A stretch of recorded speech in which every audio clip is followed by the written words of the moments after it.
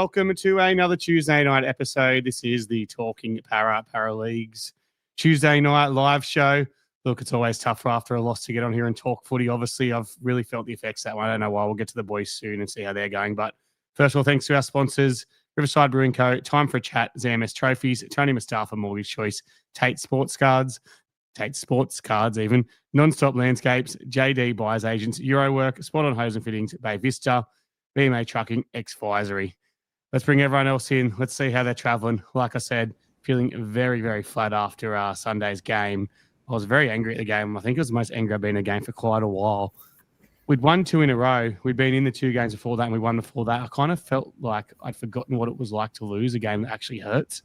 You know, like, obviously the start of the year hurt a lot, and I guess it wasn't a smashing, but I left pretty angry. Went home and watched the replay to calm myself down, and kind of felt as disappointed then, but everyone's already sharing this, so I might as well announce it straight away. Don't forget, everyone, share this podcast, comment when you have shared it. $50 Leagues Club voucher will be due on at the end, 30 seconds to claim. If you do not claim it in 30 seconds, it will jackpot to $100 next week. Let's go around the ground, see how everyone's travelling. First of all, Troy, we'll start with you, Troy, this week, mate. Obviously, some of those sponsors there. You took full advantage of the sponsors on the weekend, didn't you? You know, you made X-Visory buy your beer at Parra Leagues Club, and then you got me to buy your dinner at Bay Vista. You've had a good day out on Sunday, even though it was a loss. How are you travelling? Well, look, first of all, I would like to say a couple of things. Adam, congratulations on that event on Sunday. A lot of work went into that, and I think everyone had a great time there. So, you know, you're always taking the piss out of me, but, you know, you do great things for the fans out there. So it was a great afternoon at the Leagues Club. And second of all, I said I was going to do it. I'll give Logan, a fan of the show, a shout out.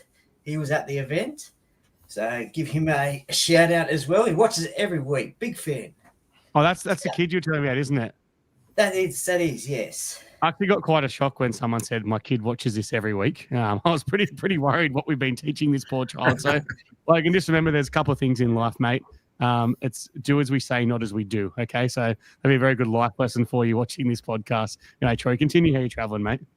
Yeah. But look, other than that, obviously disappointed to lose to the Panthers. Being a Parra fan, living in Penrith. But yeah, looking forward to next week. Now I've put that loss behind us, or behind me anyway, and can learn from it. Hopefully the team learns from it and move forward to Monday night or Monday afternoon. I noticed you're doing vlogs as well. I'll go to Hayden if his thoughts on your vlogs first of all and how he's traveling. Because I'm an amateur, all right? Hayden can give you some advice because he's the second best Parramatta podcast we know. Obviously, TJC takes out that top reign. But Hayden, how are you traveling? And what's your thoughts on Troy's vlogs?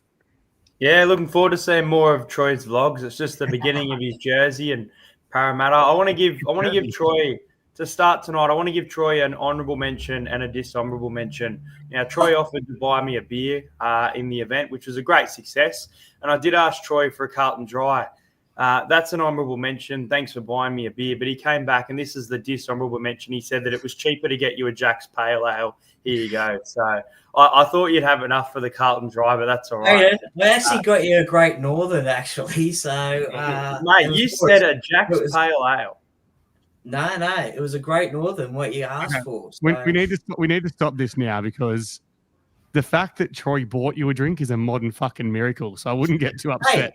Hey, Adam, I actually bought Longy a drink. I bought Jason a drink. I bought you a drink. And Rebecca. With Adam's bank card. Yeah. No. Troy paid cash. I saw him. Thanks, Jason. Yeah, I'll back it up. He bought me a drink. I did obviously thanks to our great sponsor, the Parra Leagues. I did pull like a few $100s out the pokies before that event. So I didn't actually check if all my money was still in my back pocket. But now it makes sense that some might have been missing. But that's all right. It's all right, Troy. We'll forgive you. Jason, how was your Sunday? Obviously, you didn't sit with us plebs on Sunday. You went across in the Panthers Field Club. How was that for an experience? Well, the Panthers really went out of their way to make sure that we weren't welcomed at the Field Club. Like, they really went out of their way. Like, the staff weren't allowed to get drinks like they usually would. I had to get drinks for staff. I had to go get drinks for some staff, Parra staff, because they couldn't get a fucking water or a Coke. That was ridiculous. You know, and by the way, who's that little kid? Sorry, don't repeat how Jay speaks. I'll get very fired up because the Rift supporters were acting as if like they won 5 in a row when they beat us on the weekend. Shut the fuck up. You have Cleary, who fucking, for some reason, knows how to play rugby league. Oh, stop. Once he puts on Hang on. We're not ready. Calm We're not ready for this yet. We're not ready for your moment yet. Just relax. Okay, sorry. Deep breath. We just want to see how your day was going. How your Sunday was. Oh, yeah, look. Anyway, look, they didn't even have relish. There was no relish. They just had tomato sauce, the fucking peasants. Like, come on. Pick up your game, Penrith. Pick up your fucking game. Jack, Sunday afternoon, Sunshine Coast, watching Parramatta. How are you going? Oh, well, A, it wasn't sunny. Sunshine Coast is a lie. B, I was looking out for you in the crowd. Couldn't see you. C, I hate Penrith. And D, I'm very disappointed in that game. I was pretty... Chriso's had it the best. If this was first versus fourth, I'm all right with the game. But because it was 15th versus 17th, it was very distraught, and I was not a fan whatsoever. It's interesting you say that because, like I said, watching it live, I was feeling pretty much the same. I got a lot of messages from people saying that it was a really good quality game, a really good matchup for a neutral watcher. And, you know, everyone thought it was actually quite a good quality game, which is probably obviously pretty disappointing. They said it was the quality of a first versus fourth game. I don't know if that's true. What's your thoughts on that, Longy? Oh, I think that's a bit ambitious. Look, it was a tough game. Both teams went hard. I really felt like we felt Moses Leota's presence, and we didn't really match that physicality in the middle. But I just want to say, guys, is everyone okay? Like, a lot of emotion just to start the episode. I thought it was a decent game. You know, we went head-to-head with them. It was a good game, very physical. We just didn't finish our opportunities, but I have faith that that's going to come over time. Well, we're not allowed to talk about the game yet, so... Yeah, right. Let's get to the game. I'll start you off. Jason's angry tonight. Jason is angry. Obviously didn't get enough that thick shake I shared with him. That was a romantic moment. I'm still even fucking happy. Thank you, Bay Vista. Good thick shake. Yeah. So, look, I'll start on the game because, like I said, I was feeling pretty disappointed. I left with the feeling that Mitchell Moses shouldn't have played. I felt like he wasn't there for the end of the game when we need him to be. The disappointing thing for me was we dominated the majority of that game. We looked like we're going to win that game. Now, we went down 12-10, and the reason we went down 12-10 was because everyone's going to say Zach Lomax fell over. I was going to do some research and get some videos, but NRL just would have fucking blocked it again anyway, so there's no point doing it. But there was one poor defensive decision by one player that went the wrong side of the ruck that led to that try. Penrith could not get through us. We defended our ass off. Our online defense was absolutely perfect for the majority of that game. You know, a couple of little individual errors here that led to defensive lapses, but that's it. Now, obviously what happened, they scored that try. The disappointing thing is after they scored that try, what was there, still 15, 16 minutes ago? We had no fucking idea how to win the game. And that's why I left so disappointed. It's the up in the air kicks. Dylan Brown was the only person that looked like running through and making a break.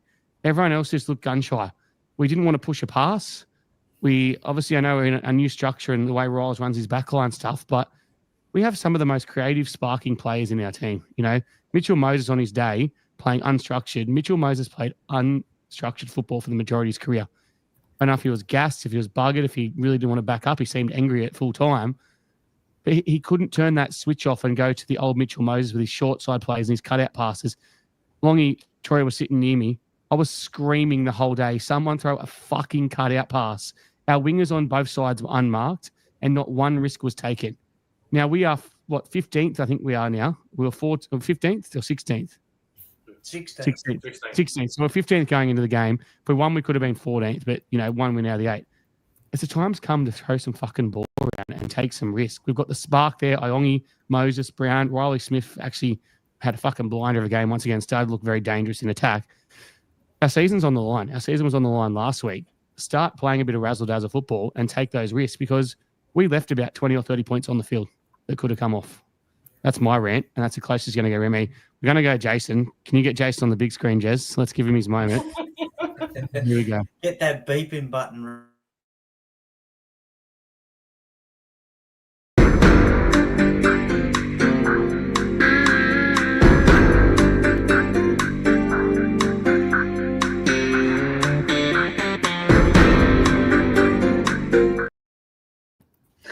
Hey, fucking Nathan Cleary How about you put on a fucking Rift jersey when you play for the Blues? Because it seems like all you know how to do is put on a Rift jersey and you can do anything. Apparently, you're fucking Superman. You can kick goals from the sidelines. You can do fucking 40-20s. You can do absolutely anything you want. You can carve up Mitchell Moses, but you can't do it at fucking Origin. So what's the go, mate? Did you put money on fucking New South Wales to lose or something? Like, what the fuck is going on, mate? Seriously, put a fucking Rift jersey on fucking game 2 underneath your Blues jersey and actually fucking try, because everyone knew this was going to happen. You missed every fucking goal at Origin. You weren't even fucking present. You didn't do shit. You set up like one half a try by one little pass, and then you come down and burst Parra at home, and all of a sudden you're a fucking superstar again.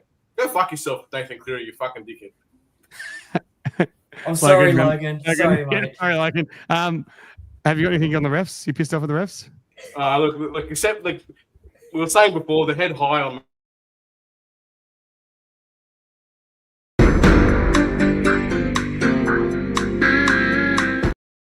All right, what do you got? And then there was that late 6 again that cost us a try as well, and we're absolutely buggered and run up our feet. But look, I agree. It was a very good game. Unfortunately, we had some stars not turn up. Mitch looked like he was injured. Maybe Hawkins would have been a better option. Hawkins was in some form. Mitch was strapped up on his ankle or on his, I can't remember what it was, but he was strapped up a little bit. So maybe he was carrying something. And Adam was right. We weren't trying to do any razzle dazzle or anything to try and get back into the game. But in saying that, Williams had an absolute cracker. Two line breaks, and the hair of Nathan Cleary's massive chin, and we would have absolutely scored that one. And just a little bit of again, it's the young guys dropping balls. Ayongi to Samrani a bit too hard. He scores. I mean, we could win that game 24-18 quite easily. So it was a good game. Look, always in the right direction. Rolls doing well. Some pass selections, some defensive decisions, and it's a whole different game. But again, Nathan Cleary, I guarantee next week he's going to play like a fucking little shit cunt and do absolutely nothing. And he fucking only plays good against us. That's only our second C-bomb in 4 years. Drop Nathan Cleary from Origin. He's fucking useless. All right, look, we're going to put Jason in the bin for a bit, and we're going to let everyone else have a go. He's banned for 10 minutes. Please, Fucking Cleary the bastard. He's gone for swear. It's on report and in the bin. Longy, how you going, mate? You want to do your stats? Mate, I'm a pretty safe one after Jason to not swear. So, yeah, we can do stats. Let's do your stats, and we'll go the rest of the game.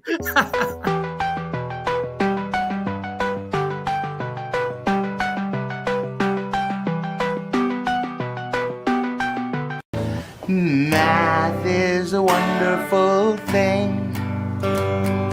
Math is a really cool thing. So get off your act, let's do some math. Math, math, math, math, math. Yeah, so hey guys, before we get into the stats here, key stat, F-bombs dropped. I think I'm at 1 this year, and I'm going to keep it at 1 for a while. So smart move coming to me after Jason there, Adam. In terms of the stats from this game, I think the stats tell the same story as what we saw on screen, guys. So dead even possession, 50-50. But Penrith gave us a bunch of opportunities. Errors, they had more, 12-9. Penalties conceded, they had more, 7-4. We outplayed them in sort of the play-to-play out part of the game. So ineffective tackles, they had 17, whereas we had 7. And we were creating more on the ground too. We had more tackle breaks, 33-26. And we had more offloads, 11-5. The issue here, though, is 2 things. 1, play the ball speed. We were slower, and that resulted in shorter sets by about 5 meters a set. And the second thing here was pass selection. And that's not going to come up on the stat sheet. But I think we created, like you said, Adam, we created a bunch of opportunities to score tries. And we were one wrong pass away from scoring out the back. Usually it was Yongi out the back in particular. We were going short to back rowers. If we convert those, it's a completely different story. We win across the board. So the stats tell the story that we all saw on the day, that we were really good. We just didn't ice our chances. And I've been saying that a few times recently. I think that might take time, but it is starting to get a bit frustrating. It's very frustrating. And I was talking to someone yesterday, and I kind of made this point as well. We kind of forget how inexperienced some of our players are. Like Iongi's played, 10 games, Kit Kat's 10, Some runners the same. Joe Ash has played a couple. Riley's played about 10 as well, 10 or 11, how many games there are in the season. 12, I think. So when you look at it, we've got to obviously expect that to come. So you can look at the game, two things. Yes, it's frustrating because we probably threw it away. We were the better team in the first half by far and probably should have had another at least 12 points on the board in that first half. But it gives you a lot of hope for the future because these kids are going to get better and better with other ones coming through and obviously some good recruitment as well. I think any of us here, did anybody expect Parramatta to win the comp this year? You don't have to say anything. Just nod your head, shake your head, and no one. Exactly. Even Jez. Sorry, just a ruling from the bunker because we like to rule on things about 5 minutes late after it happened. Jace, C-bombs, you are on report. It is 10 in the bin. And mate, actually, you're very close. Adam, can you tighten it up? Because the next person will be gone. I'll have a chat with them. All right, let's get to the actual game score, which we haven't brought up yet because, we're doing a lot. Then we'll get everyone else's thoughts on the game. But it's meant to be a quick show tonight. We're 18 minutes in. We haven't even got this. But 18-10, obviously, result for those who've been living under a rock. Parra led, obviously. No, we didn't lead, did we? We're down 6-4 at half time. So we did lead the game. 6, didn't we? We did, yeah. We led 10-6 at one point as well. Yes, we did. And the fact we leave 12-10, we didn't score fucking 12 points. That's what I meant. That's what I said to myself. No, I didn't. The math wasn't working there, Longy. Math. It's not my strong suit. Anyway. Stay in school, kids. Don't drop math for drama, kids. Maybe don't let anyone speak, Adam. I reckon. Just monologue the rest. I honestly reckon I need to chat GBT the rest. I thought last week was one of our best shows ever. What the fuck's happening? Jason's gone. He's actually gone. And let's get to our player of the match. Someone save this. Fuck.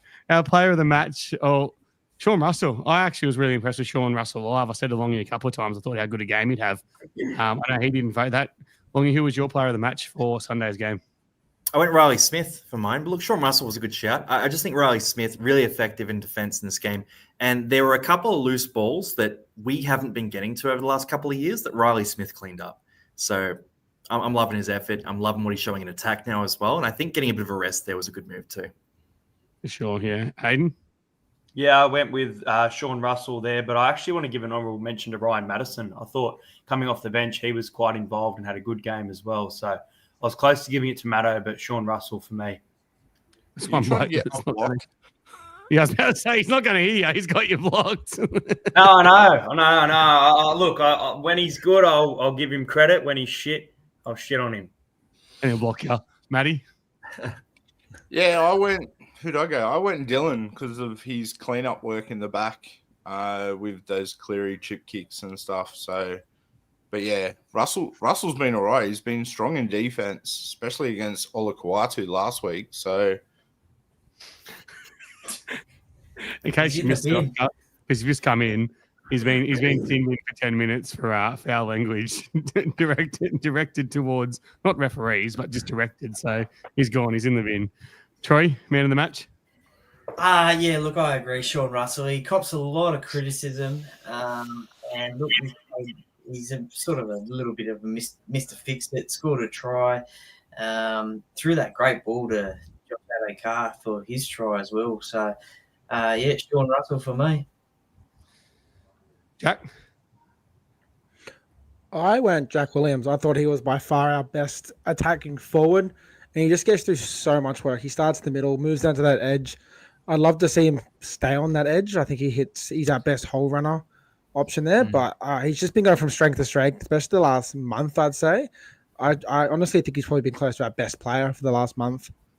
I was going to throw to that next because I thought Jack Williams was incredible as well. And obviously went Sean Russell live. When I watched the game back, I probably would have gone Jack Williams. But we need to find a way to keep him in that second row. Obviously, this week we've brought in a second rower on, we'll put Sam Riney back to the bench as a second row. We'll get to the team list later, which means he's probably going to spend more time in the front row. I would have actually promoted someone like Tony Mattelli or even Rumour's been pretty terrible in reserve grade, but given someone a chance to play in that front row on the bench, just so we can keep Jack in the second row because he's huge out there. He's massive. He's been what we needed at the start of the year when we were bagging out the second row, saying that offering an attack. But anyway, it's an interesting problem to have, but he's definitely set himself as one of the best second rowers we have. See what happens there. Let's go to the defender of the match. Defender of the match this week well, was that man Jack Williams. Riley made more tackles than him. Riley only missed 2 tackles and he made 46 out of 48. Jack was 44 out of 45 in 72 minutes. But the fact he did that, moving from the second row to the front row and running for, I think it was 159 or 156 meters or something crazy like that, was a pretty fucking good effort. So Jack gets our Defender of the Week this week. I'm going to throw these. We won't talk too much about Defender of the Week because we don't really need to talk too much about it. I want everyone to tell me who their signing of the year has been so far, because we constantly see these new players standing up, the players that weren't coached by Brad Arthur. And when you look through which I haven't got this week because I only did it this afternoon, our player of the year, our fan player of the year, every single player in that list is a new player to the club. And obviously, Zach Lomax has been great. He's missed some time. Riley, I guess you call him a new player, but he played obviously in Parra last year, but looking at that as well. But who would you say is our signing of the year? Because I think it's Jack Williams. I honestly believe Jack has been our best and most crucial signing so far. I'll start with you, Hayden. I think it'd be Dylan Walker. I think there's an argument for players like Lomax or Ayongi who've come to the club. But for me, I think it's Dylan Walker. He's just created so much space around the park as well. He's done some great things since being there. We got our first win as soon as Dylan came on board as well there against the Dragons. So clearly winning games with him on the field. For me, it's Dylan Walker. Yeah, fair shout. Matty? I'm going to say Ayongi. Everything he does, the way he brings the ball back at pace, like he just has nothing to do with his body. He doesn't give a shit. He runs it forwards, honorable mention to Dylan Walker as well. I think if he come at the start of the year, would be in a different position. There was something that Longy did on the weekend. I think I turned a try in front of me. Maybe it was Longy. I think he stepped 2 of the backs, and then just as he went to take off, he looked up and Moses Leota was right in front of him. And he got absolutely fucking whacked. I said, imagine doing all that effort to get out the in-goal, beating those forwards, just to wish he got fucking tackled about 3 seconds ago because he got destroyed. Troy, who was your player so far, best signing? Isaiah. I just think he's gone leaps and bounds right from the start of the season, I think. Jack Williams, he has come of age, I guess, the last few weeks. I think he struggled a little bit at the start of the year, but he's certainly come out better the last few weeks. Probably Isaiah for me. Yep. Jack? I've been a big fan of Fox. I think ever since he's come onto the wing, our edge defense has gotten so much better. He's so vocal, and he just brings such a good energy to the team. Like Russell scored a try, and he manhandled Russell for about 45 seconds, celebrating, giving a bit of whiplash. But it's just good vibes with the boys. Everyone just seems to be in a bit of a happier mood when he's around, and he's been really good on that left edge for us.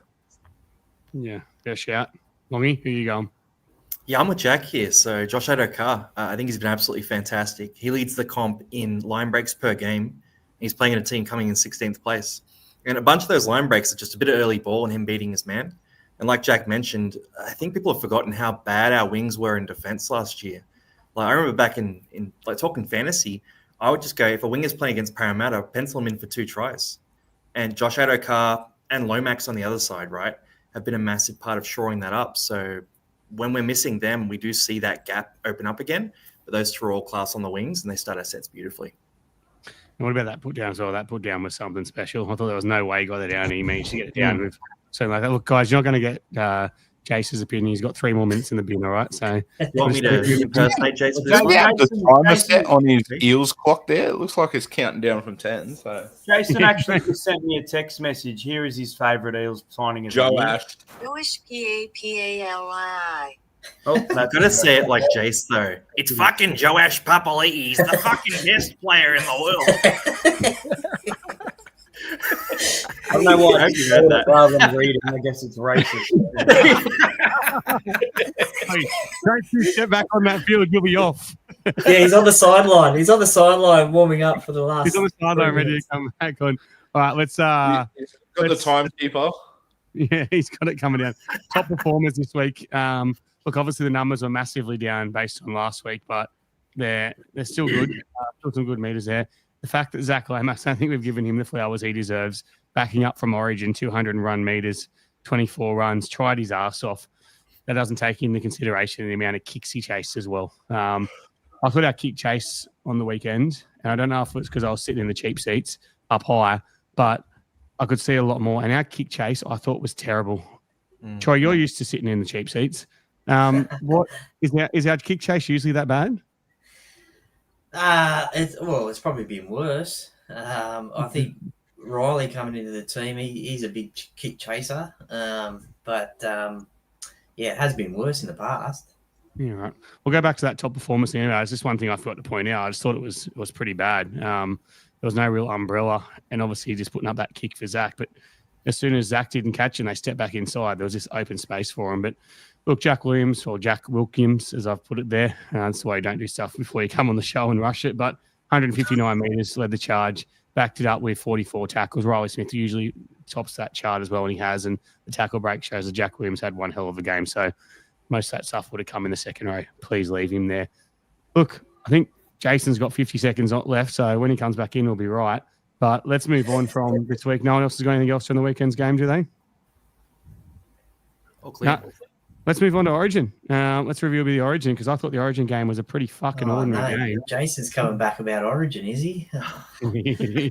Yeah, people are asking for his views again, so we'll let him go. Yeah. Yeah. He's got the timer. He's not going to step back on before it gets to the timer. Look, obviously, New South Wales did come away with the victory, 18 points to 6. I thought it was a pretty average game. I thought New South Wales, obviously taking the kicking side, New South Wales scored 4 tries to 1. I feel like we could have gone on with this and won it a lot better. I feel like we turned off at pretty much the end of the first half and knew we had this game won, because Queensland had absolutely fuck all in attack. Really, they barely looked like scoring a try. Am I right there, Hayden? Yeah, yes, you are right, mate. I thought Zach Lomax was robbed of player of the match. I thought Dylan Edwards had a really good game for the Blues. I thought Queensland's attack was awful. There was no direction there. I'm not going to blame the refs here, but I feel like New South Wales got a lot of penalties go their way throughout the game. No, I do. I fucking do, and I don't always feel like that. Good call. Yeah, great call. I have to listen to 40,000 of them on the Wednesday. I don't want to hear them again. Yeah, let's let you have your say now, Jack. Your thoughts on Origin? It was weird. Obviously, I was row 1, so I was really immersed in it. And aside from, I'd say, the first 5 minutes, it had the intensity of a semi-final game. It just felt off. I don't think New South Wales ever left third gear. I think once we realised we had them in the middle, it was game, set, and match. Queensland, I've never seen more side-to-side attack. And the fact that they didn't kick off to Spencer just shows that they're a pack of cowards, and I'm more confident than ever now that we're going to win 3-0. I'm disappointed with. I kind of wanted us to drop one of these first 2, so we had a decider in game 3. It would have been awesome. So I'm kind of hoping. I know it sounds bad, and we know I tipped Queensland last week. Obviously, not hoping they win, but kind of wanting them to just for game 3. But anyway, your thoughts on the game, Longy? Yeah, I mean, Blues came up, did what they were meant to do. We got Payne Haas playing. That was the big decider, right? If he didn't play, completely different game. But once he lined up, Queensland sort of showed what that Queensland spirit is worth. And it wasn't much on the night. Sorry, Hayden. So, yeah, I think we clean sweep this one. I won a lot of money on that game, and I've got the bet on the sweep riding as well. So I definitely wasn't rooting for Queensland, Adam. Yeah, fair. Maddie, in that no punch ups comment, there was a punch up in the crowd about 20 rows up from me. The game was so dull that everyone turned their backs to watch 2 old men in the Blatchies Blues section scrap on for about 45 seconds. Who won? They'll probably fight over Cleary's goal kicking. That's it. I'm pretty sure it was 2 Blues blokes punching on with each other. What? Was a Parramatta fan versus a Penrith fan? That's how bored they were. So that makes sense. Like, Queensland weren't putting up a fight on or off the field. So that was Nathan Cleary's father and Jason. They tried to make it not as obvious as they could, but he was just sticking up for his son. Pretty confident Jason won. Why can you say Nathan Cleary's father like you don't know his name? Like he's just I did for a second, and then it came to me as soon as I said it. But anyway. Matt, your thoughts on Origin? Yeah, it was a good game. Obviously, Zach with the 2 tries. But I think Mitch just done his job. Probably could have done a little bit more, but I think, Cleary just overcalled him. And, it was pretty boring. But the group chat was going off. But it was pretty good just to get the win. You let Michael have a couple of drinks and every group chat fucking goes off. Yeah, I know. I was going to say. Troy? Yeah, well, New South Wales really laid the platform early on, right from the kickoff, didn't they? Just running up the middle, and as Longy said, it was good that Payne Haas played. That certainly made a little bit of a difference, but yeah, it probably didn't have much of an Origin feel, to be honest. But just glad that New South Wales won. No punch-ups, no Origin. I agree with Oscar there. I mean, it's never the same anymore, is it? That first tackle in the game. Yeah, it's nothing. All right, Jace, what was your thoughts on Nathan Cleary's performance in Origin? Oh, yeah, he played really well. Oh, he's such a good player. Oh, he's so great. Oh, he wins 4 back-to-back premierships. And then he plays fucking Origin, and he doesn't know which is his right foot or which is his fucking left foot. Fucking idiot. Doesn't know what the fuck's going on. He's an absolute idiot. He's a gronk. Honestly, he's a gronk. And he didn't let Moses get the ball. Moses was in so many better positions half the time, and he wasn't giving it to him. He missed every fucking kick. Couldn't kick anywhere. He didn't do. What do you have? Two left boots on or something? What's wrong with him? Just take yourself off, mate. You're playing shit. Just cop it. Just walk off the field. Honestly, we had Stephen Crichton, Mitchell Moses, Zach Lomax, and Latrell Mitchell, who all could have kicked better than him with their eyes closed. What the fuck's he doing? Was Zach had a chance? That missed pretty much in the best. Cleary fucked up the ground or something for him. So I think we need a popcorn sponsor for next week when Jason's on. Yeah, just sit there.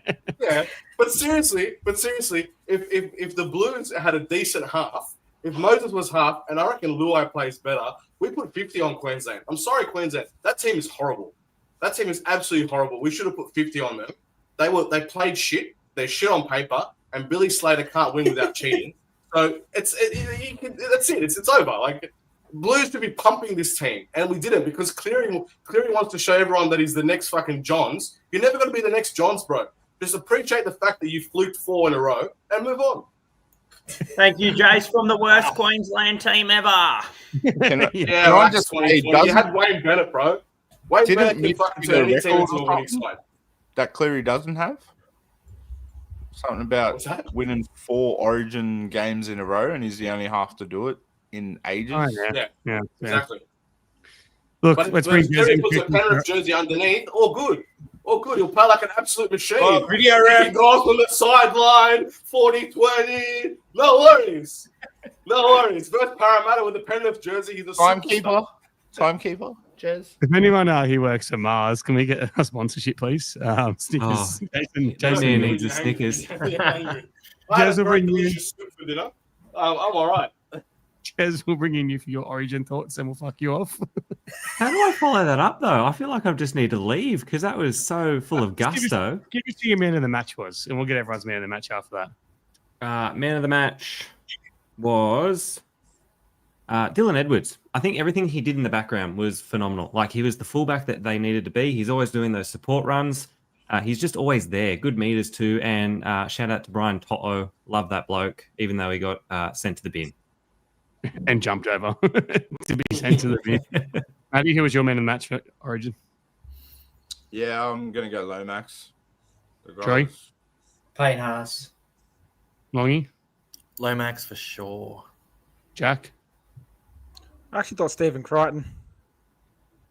Yeah, I thought Crichton was pretty good as well. Jace, your man of the match? Oh, Lowy. Definitely. You missed Cleary. You could have said Cleary straight up. I wasn't going to. I'm not going to double down. I've done enough. Hayden, who was just Papali'i as well, but you missed it. Who was your man of the match from the winning team, New South Wales, 18 points to 6, Hayden? Yeah, Lomax just beat Dylan Edwards for me. It was close. Yeah. I thought Lomax should go as well, but I wouldn't have given Payne Haas a second one. Interesting point too. I did comment that. I'll run through his stats in a second. I did comment that on the New South Wales match score that Zach Lomax should have been man of the match. Payne Haas himself actually liked that. And that's no word of a lie. It was actually his Facebook. I checked it out, had some mutual friends, obviously, because he, used to live 15 minutes down the road. Well, 20, because you got to get through to the dodgy area, but 20 minutes down the road. And that's where he grew up. And yeah, had some mutual friends, and he liked it. Of course, it makes sense because Zach got the player's player as well, obviously, for Origin. So makes a lot of sense. So let's run through Zach Lomax's stats, though. Zach Lomax's stats were 25 runs, 210 meters, 75 post contact meters, 2 tries and 3 tackle breaks. Pretty fucking good performance. Adam, Centre back. could you What? have edited that picture better? Oh, it's like he's fucking welcome.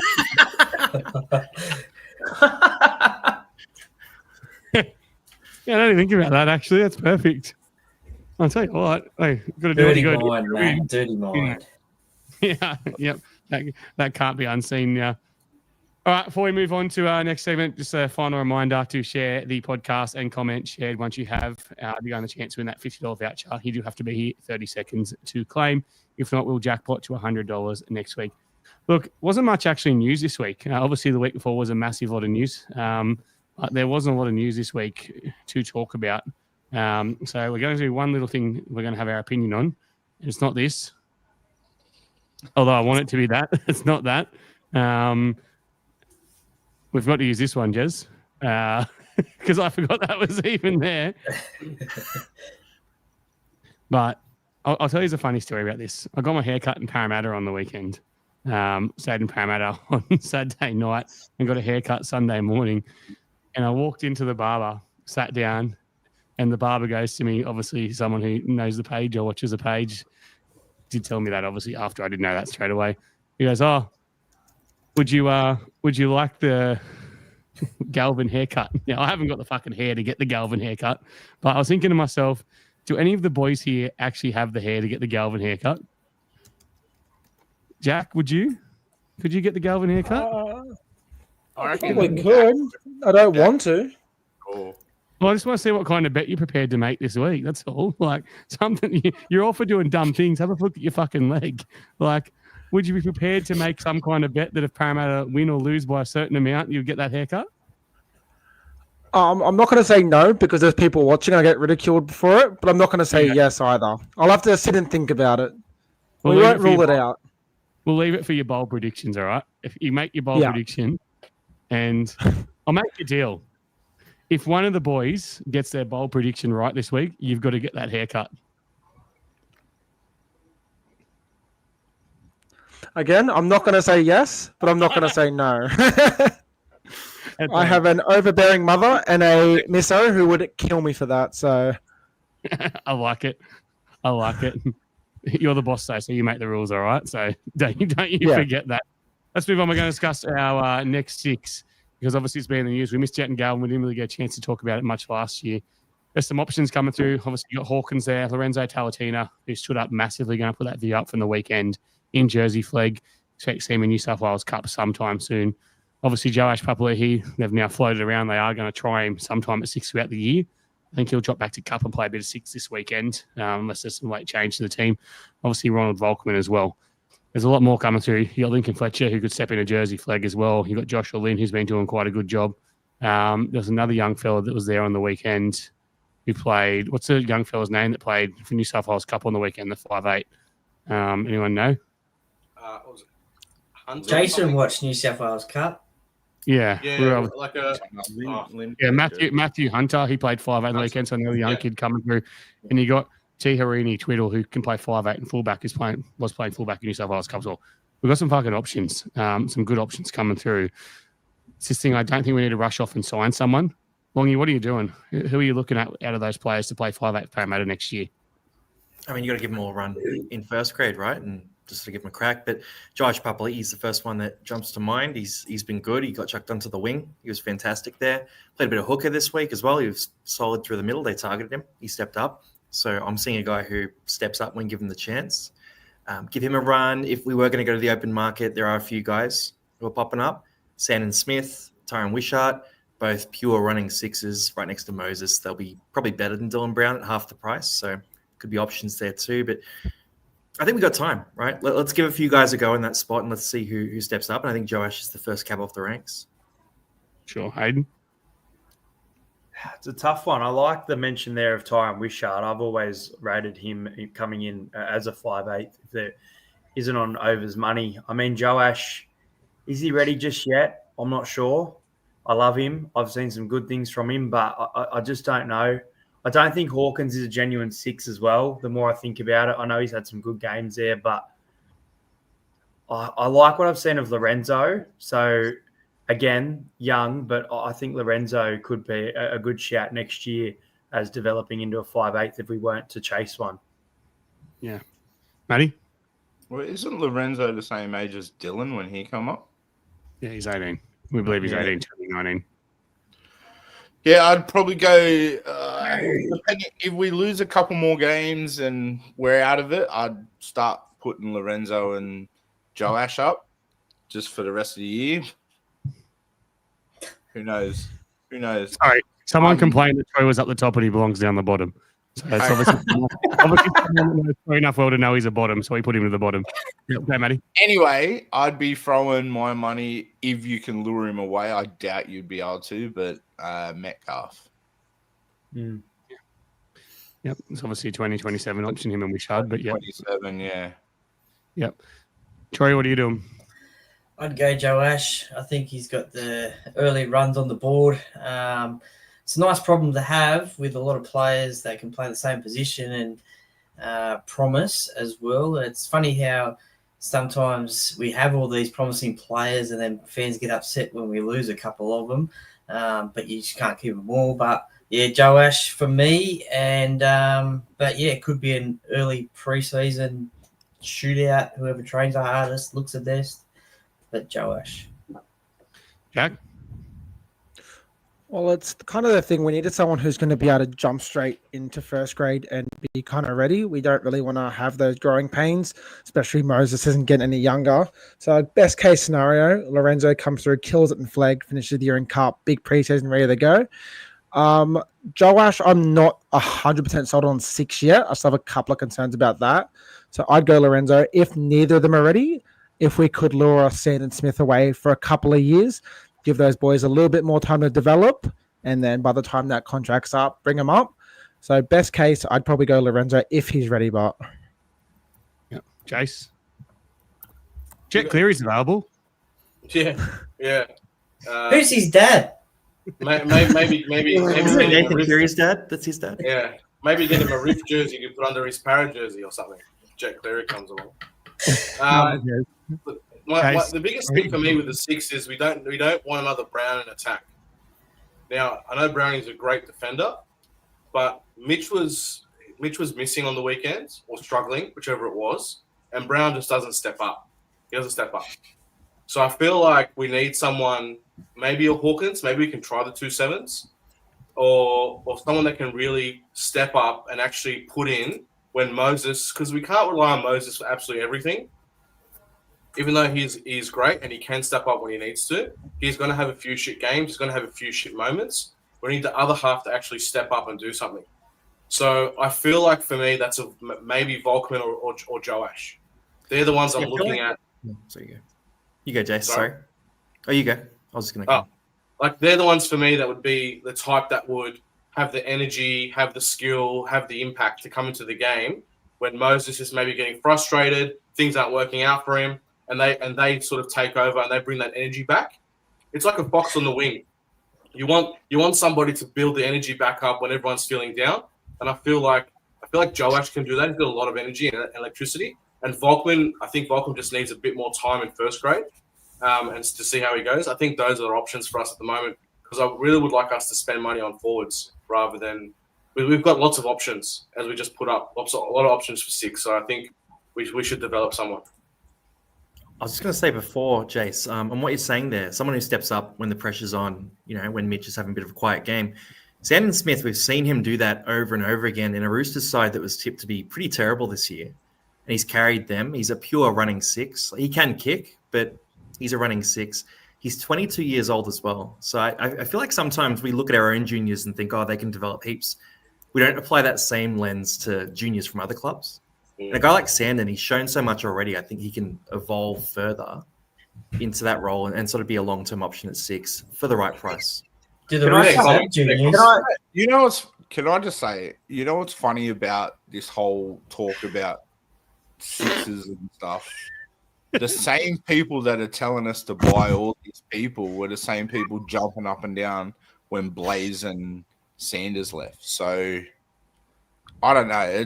It's a bit for me. I'd give the juniors a shot first, but yeah, I reckon as I reckon Sandon's already at Cowboys, to be honest. So Can I chuck in just a quick little smoky here for cheap money? And I know he's a 7, and I know he's only played 2 games, right? But we've obviously gone with Iongi, who only had limited experience, and we see players from other games go to clubs and succeed. Mate, I rate Tom Duffy from the Cowboys, and he's off contract at the end of this year. If we could get Tom Duffy, and if you look at what he does, especially defensively, I think it's a great choice. I want to chime in with something. What I want to chime in was we're in a very difficult situation. We have got a lot of these players, obviously, with name coming through. Yeah, you look at our New South Wales Cup team. We know Dylan Brown's obviously gone at the end of the year, right? I saw him over the other day looking up real estate. Not really. We know he's gone at the end of the year. So you've got Volkman and Hawkins currently playing as the halves in New South Wales Cup. Now, to give Lorenzo a go there and bring him up from Jersey Flegg, or to give the other one, obviously, Josh Papali'i, drop him back to New South Wales Cup to play him at 5'8". You have to drop one of these players back to Ron Massey Cup. Now, you're talking, I know Vulcan, we didn't end up having to upgrade, did we, to our top 30, but Hawkins is obviously a top 30 player and Vulcan's played first grade. You're talking about 2 players that have played first grade this year. For us to look to our future, one of them needs to go to Ron Massey Cup and play with Wentworthville.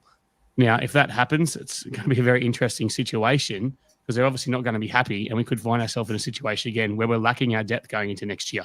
So if something happens and Lorenzo does come and play 5'8", our backup 5'8" would have to be obviously, well, it can be Joash, it can be Volkman, and one of them could leave. A Volkman could actually leave. He could be gone because he mightn't be happy with that. It's a pretty hard thing to do. Volkman would be able to slip in the hooker or something, wouldn't he? Who's playing hooker? His hands back? We've got Hands and Joey Lutzig at hooker. So Luke is back playing back playing Ron Massey Cup.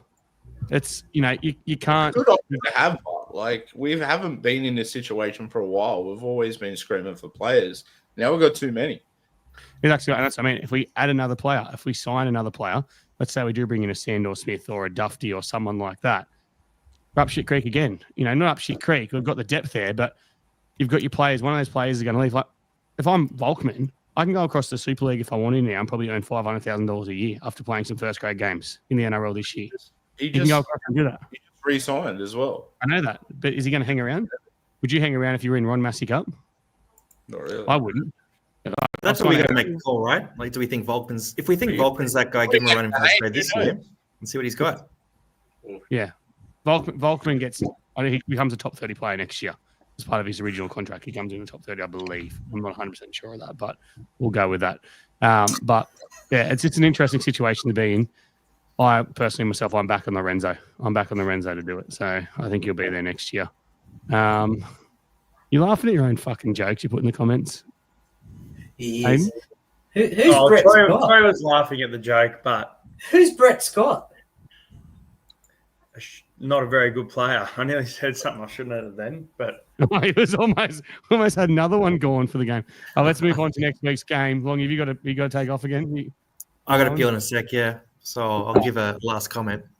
Let's give a last comment. Next week's game, as is a big game on Monday. Actually, we're not going to go that first. We're going to go to our. Hopefully, it's still there, Jez. We're going to go to our bowling event on Monday. So I'll leave it there. Did I put the graphic there? He's nodding. Yeah, like I said, we are having our bowling event. Obviously, this Monday, massive day supporting the Eels Foundation, teaming up with our sponsor Time for a Chat and official charity partner Talk to Me Bro. So we're going to launch a raffle pretty soon. Just sorting out some finer details. All money raised will be split between the Eels Foundation and Talk to Me Bro. So look, it's open invite. It's free entry. There's some food that Talking Parra put on. Jason has put on some booze over the bar. And after his comments earlier, he might be putting on some more booze over to the bar. That might be his fine. So, actually, you might have drank that booze before you come on, actually. You might have to pay for it in Snickers as well. But obviously a huge day. Look, it's open invite. So we've got a lot of people coming along. So come along. Might get the chance to bowl. If you don't get the chance to bowl, there's going to be plenty of other things happening on that day. So hope to see as many people as again there. But the game, obviously the game's 4 o'clock. Across to the Core Stadium. They're talking about breaking this crowd record, expecting 70,000 people. I don't know how many Parramatta fans are going to travel. I hope a lot do because we're going to be majorly outnumbered and it's not a fun place to be when you're outnumbered. So 4 p.m, Olympic Park at Core Stadium. Your thoughts on the game, Longy, before you go? Yeah, pumped up for it. And very fitting sponsor for the event, by the way, considering this is a weekly therapy session for about 1,000 people, including us 7. But the game's going to be a cracker. It should be good. Galvin is on the extended bench, I believe, right now. I would be surprised if he doesn't come in for this one. But he might play off the bench, something like that. I'd love for him to play because I'd love to see him get absolutely belted. So, keen for the game. Yeah, fair. All right, see you, Longy. Fuck off. Right. See you on Monday. Catch you, boys. Bye. Well, don't blame him on the microphone. He's gone. He's been, Jazz, what's going on? Where are we? Help. Serious. Let's fix this up before it does me head in. All right, hang on. There we go. Longy's cool. I think Adam just then was practicing what he's going to say as soon as he sees Lachlan Galvin as well. His last words there to Longy, that was just warming up for Monday when he sees Lachlan. All right, fuck off. I haven't got a problem. Anyway, Andy wants to ask a question. Andy, get your question in, mate. We'll make you a priority. We'll get you up, all right? We'll get you up, your question up. So let's obviously talk about this game. Let's get the team list up first of all. So, look, there is obviously the couple of changes, but Will Penasini returns. Actually, who wants to read the team list? Who hasn't had a go for a while? Jason, can you be mature and read this for me? All right. Fullback number 1, Isaiah Ongi. Number 2, Zach Lomax. Number 3, Will the Penis Penasini returning. Number 4, Sean the Russ Russell playing well in the centres. 5, Josh, oh my God, how did you score that at O'Carr? 6, with the nice money bags, Dylan Brown. 7, with the Mitchie Moses who have to step up. 8, front row, the amazing Jack Williams. Number 9, a hooker, Riley Smith, always playing well. Number 10, Junior Paulo. He's got to give me his nutritional details so I can get on that diet. 11, Kelma Tuolagi playing in the second row with the Kit Kat. And Jermaine Hopgood for how much longer at 13, we don't know. 14, Dylan Walker, Luca Moretti, Ryan Madison, Sam Rani, Josh Papali, 18th man at the moment. And then the reserves are Matt Dory, Lussick Hawkins, and Samuel Loizel. That was the longest team list reading I've ever heard. Everything he's done tonight has been, like, honestly, I think Michael's right. You might need to put some spirits on the bar. What you've put us through tonight, fuck. Your thoughts on that team list, Jack? I'll bring you to the top. Aiden doesn't deserve to be there, the filthy fucking Queenslander. Go on, Jack. Oh, I could not agree more. Look, strong team. I'm at the stage where I'd rather see Hopgood come off the bench and start Matter at lock. But we know the drill. Moretti will come in, Kelmore drop to the bench, and we'll be ready to rock and roll. I just really fucking hope we beat the Dogs. I hate them so much. If Hopgood was on the bench or when Hopgood comes back to the bench, it's a pretty simple solution to avoid putting Williams into the front row. Timmy, we're still here? Yeah, you cut out for a split. Jason but if you start... Yeah. So Hopgood. If Hopgood plays the front row, Jack Williams obviously can stay in the second row. Madison can move to the front row as well. So you've got your rotation. You've got, obviously, Luca's going to start. Junior's going to start. Then your backup front rowers and Madison and Hopgood. It's a pretty easy solution if Hopgood drops back to the bench. But instead, we continue to move Jack Williams. You watch Hopgood on... Well, Hopgood's first 2 touches on Sunday, he did a face ball that got knocked on in the first 30 seconds. He did another tip on. He made a mistake on his own. I think he made 4 errors in the first half hour before he got put to the bench. Split the opposite way than what he should have. Yeah, he made a lot of errors. He's just making poor decisions, unfortunately. What's going on? He looks lost, and it looks even worse for him when Dylan Walker comes on, and we just look like a 10 times better of a team. Because we need someone for that first 20. Because if Walker plays 80 in the middle, he's going to gas after 50. So we need that little bit of that, get that oomph out of the game before Walker comes on, because everything opens up so much more after then. Well, what was that stat last week? Someone said it was like with Walker on the field we're plus 58, and with him off the field we're like minus 40 something. Like, something. It's a no-brainer. Start him. But you've got Luca can easily go to lock and Maddo can go to lock. There's not much difference really. So if you put him back to the bench or just drop Hopgood altogether, we've got the options to play lock there. But yeah, I don't know. Like the modern day lock and the modern day prop ain't too much different unless your lock's an absolute cat. And that's what's happening at the moment. But Aiden, your thoughts on the team?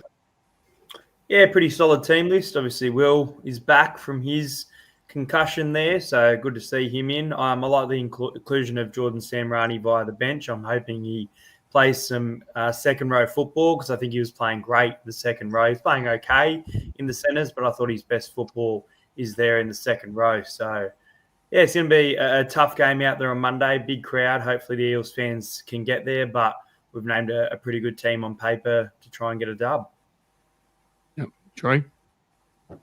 Yeah, well, it's pretty much the strongest lineup we could probably put on the park, I'd say. I disagree with Dan, though. We can't have Walker starting because then we can't say Walker's on when he does come on. So I disagree with that. So he's got to be on the bench, I think. But anyway, strong side. Good to see Will back. He might be my first try scorer.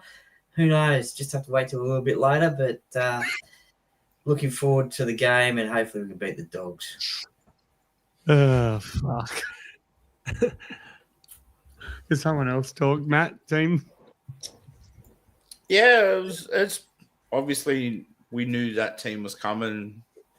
No point changing it. But, yeah, you expect Moretti to start the usual roles, mix up. Hope we get the win. Hope Galvin makes 100 tackles and gets concussed like Reed did in his first game against Parra when he came back to Parra Stadium. But, yeah, it's I'm still burning. As you can tell, I won't be at the game. I'll probably get arrested. But, yeah, I moved out of Penrith because they were cocky, and now I live a couple streets away from Lockie Galvin. So, yeah. It's all right. There's a lawyer here. He'll help you. And as Marlon said in the comments, maybe that's the reason why Woolworths at Oran Park sold out of eggs. Someone was getting Lachlan Galvin's house. All right, let's go. We don't need to talk about check crowd. We said it's going to be a massive crowd already. I had that in the list, but just because I did the team list, I missed out on saying something. You're getting to something. Don't worry. You're getting to something. Just you're on a good behaviour bond at the moment. So they're now called conditional release orders. You haven't had a judiciary hearing yet. Yeah, 100%. And you can't represent yourself either. All right.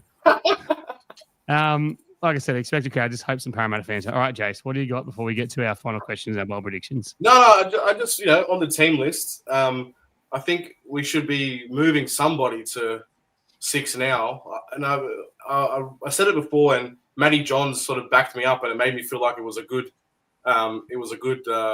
suggestion to put Brownie at 13 and see how it goes. He could easily play there the whole game, and Walker could come on as a floating 13 as well, and try Joash or whoever at 6 and see how we go. Well, I really want to beat the Doggies. I think Mitch steps up this game.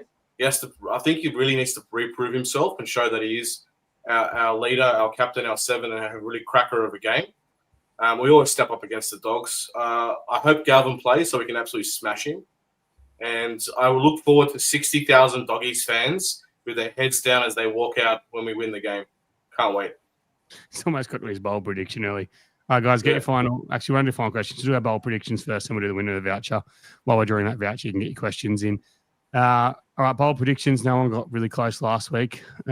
Look, Jason likes talking so much tonight. So, Jason, do you want to do your bowl prediction first? I'm going to say we win. I think it's going to be tight. I think we win 16-10. And my bold prediction is going to be Moe, don't worry, 3 try assists.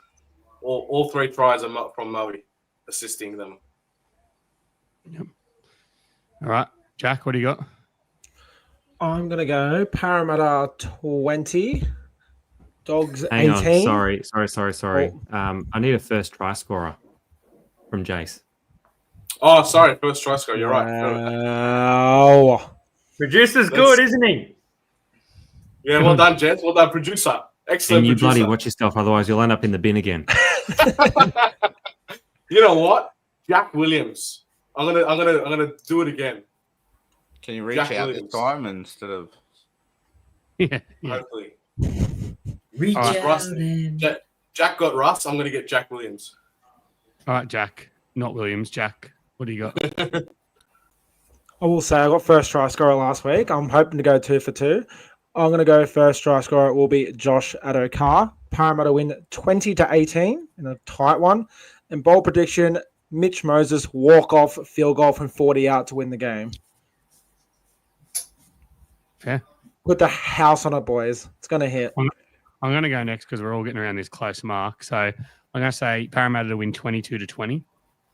My first try score, I think the Dogs score the first try. So I'm going to say, I was going to go Galvin just to piss off Matt, but I reckon he's starting off the bench.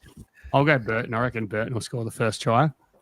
And my bold prediction is, after last week's disappointment of going behind late and not finding anything, the Bulldogs to lead for 70 minutes of the game before Parramatta come from behind and win. Doggy style. Troy, what do you got? 24-16. Will Penasini, first try scorer. Josh Adokar, bold prediction, 3 tries. Yep, Matt. I'm going to go 28-20. I'm going to go Mitch Moses first try and a Moses masterclass to make Galvin regret his decision. What defines a masterclass? Yeah, that's a bit too broad for me. I'll do overall 140-20 and 3 try assists. Adding a 40-20. Yep. Take that, Hayden. I'm going to go the Dogs here. I think they'll get us. I hate this. It's so lame. Hey, mate, go shopping at Woolies with your Coles bags. He's fucking pissed me off, mate. He's a Division 1 hater. Mate, Yeah, I tipped us last week against a good Penrith team. I just don't think we can match it again. I know our defense is getting better, but I think it'll be close. I think it'll be low score. I'll go Dogs 20, Eels 16. So we lose by 4. First try scorer, I'll go Marcelo Montoya. And as for bold prediction, I'm going to say that Adokar and Montoya combined for 3 tries.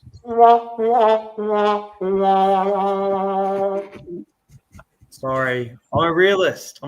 When I think we're going to win, we're going to win. But I just don't see it. Mate, last week I only see it. Last week you're starting fights with Penrith fans. This week you're starting fights with us, and you've got to spend most of the day with us. So if anyone lands a bowling ball in his head, I'm not going to be disappointed. I'll just say that, all right? After that, I'll land one from the sunny coast. Yeah. It got violent real quick, Randy. I don't know what's got into us tonight, but let's draw that winner. So I'll just do it now. I see last week as a distraction. We're focused on this game, and Thanks, Matt. We'll be Ready? up for it. Number 1. Oh, that's Andrew. oh Hey, no, hey, he is. take your pie hole. Fuck me. He's got 30 seconds from now, Andrew Backhouse. I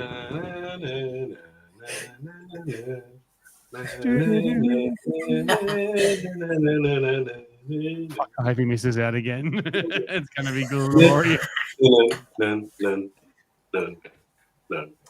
Can we get a relish report too, Jason, on Monday, please?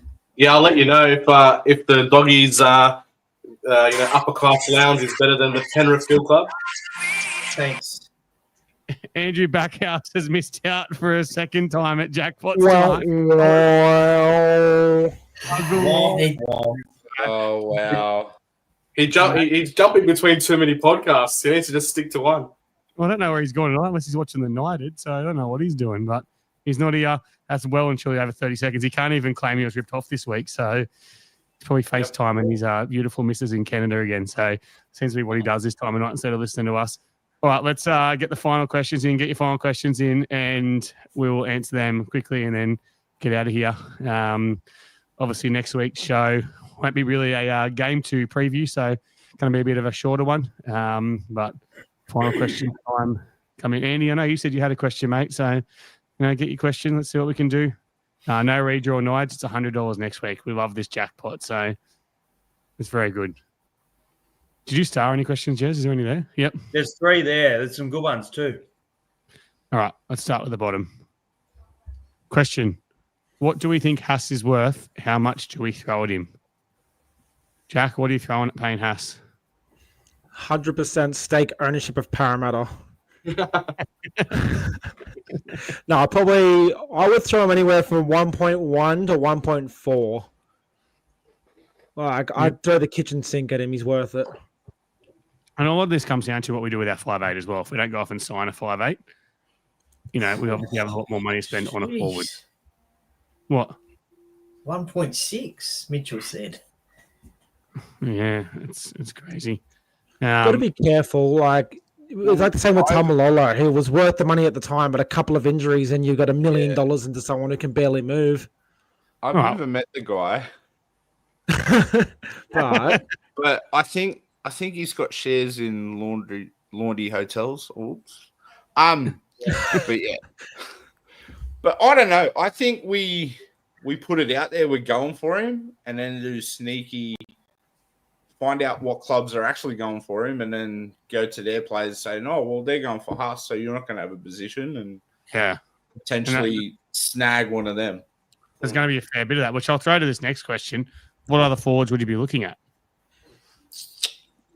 Max King. I'm going to throw it out there. Yeah, Max King. Obviously, I think he's only on like 250K, so we'll be able to snag him surely. But my thing, I'd probably.